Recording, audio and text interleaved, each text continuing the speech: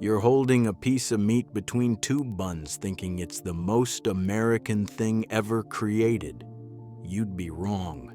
The hamburger's origin story is a war between nations, a courtroom battle, and a mystery that goes back centuries before anyone called it a burger. The year is 1238. Mongol warriors are tearing across the Eurasian steppe on horseback, and they've got a problem. They can't stop to cook, so they take raw meat, tuck it under their saddles, and let the constant pounding of the horse tenderize it. By evening, they're eating something barely recognizable as food. Steak tartare, rough, brutal, effective. That tradition traveled west with them into Hamburg, Germany, where port workers needed cheap fuel.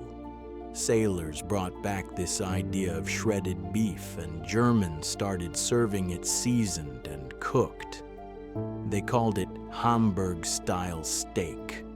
When German immigrants flooded into America in the 1800s, they brought that recipe with them. But here's where it gets messy. At least 4 different American towns claim they invented the hamburger. And they went to war over it. Fletcher Davis from Athens, Texas, said he sold the first burger at his lunch counter in the 1880s, then brought it to the 1904 St. Louis World's Fair. Frank and Charles Menches from Ohio said they ran out of sausage at a fair in 1885 and substituted beef. Louis Lassen in New Haven, Connecticut, insists his family served the first burger in 1900 at Louis Lunch, a tiny brick building that still exists today. And then there's Charlie Negreen from Seymour, Wisconsin, who said he flattened a meatball, stuck it between bread in 1885, and called it a hamburger so people could walk around the fair eating it. Each town launched campaigns. Seymour built a hamburger hall of fame. Athens erected a monument. The Library of Congress got involved. Historians dug through newspaper archives looking for the first printed mention. Nobody won because nobody could prove it. What we do know is this. By 1904, the hamburger was everywhere at the St. Louis World's Fair, and America was obsessed. Then came White Castle in 1921. Walter Anderson didn't invent the burger, but he industrialized it. 5 cents. Tiny square patties, grilled onions, clean white buildings that looked like castles to convince Americans that ground beef wasn't disgusting. It worked.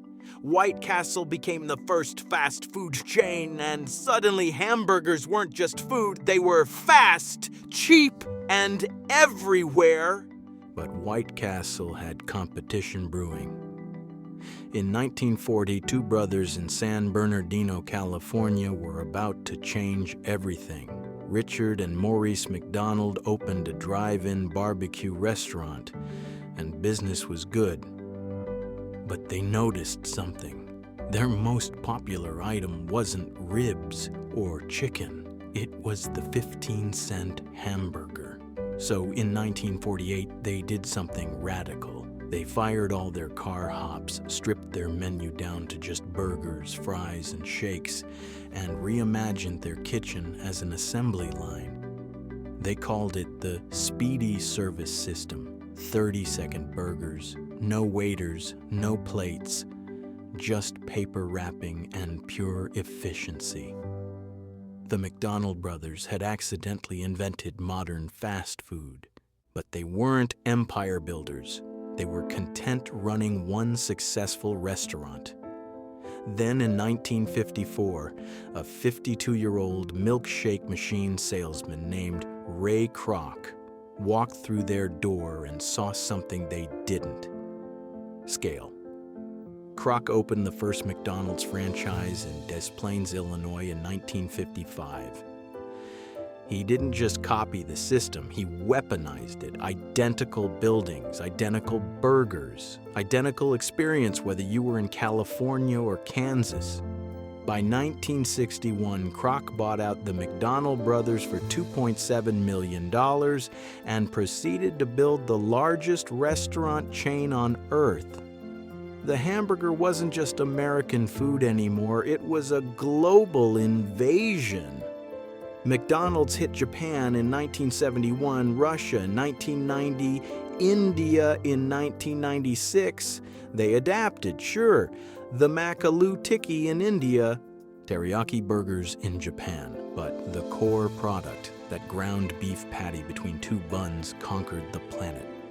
Today, Americans eat roughly 50 billion burgers a year. McDonald's alone serves 69 million people daily across over 100 countries.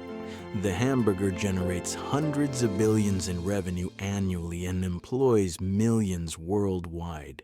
But here's what nobody tells you. That burger you're eating, the one that feels timeless and obvious, is shockingly new.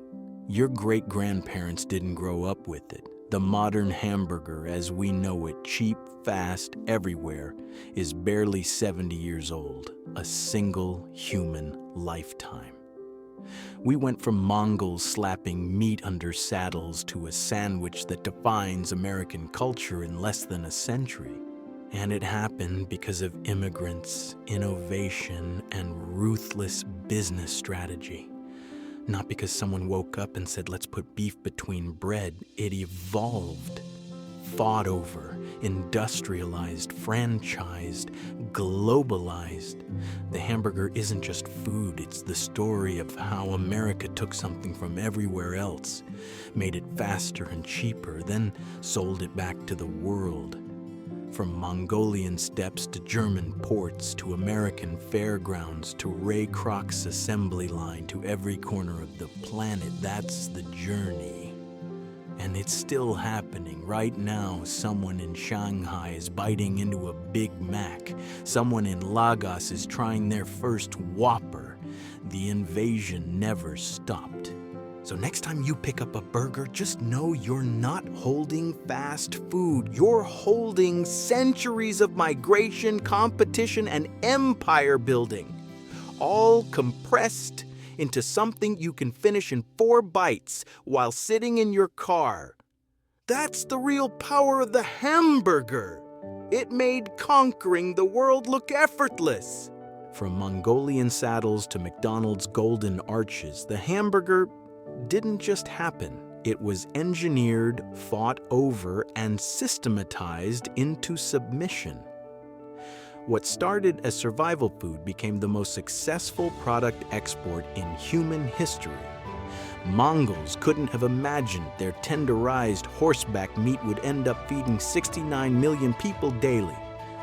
The McDonald brothers couldn't have predicted their 30-second burger system would reshape global dining. And yet, here we are. Every burger you eat connects you to that entire bloody, competitive, brilliant timeline. Not bad for ground beef and bread.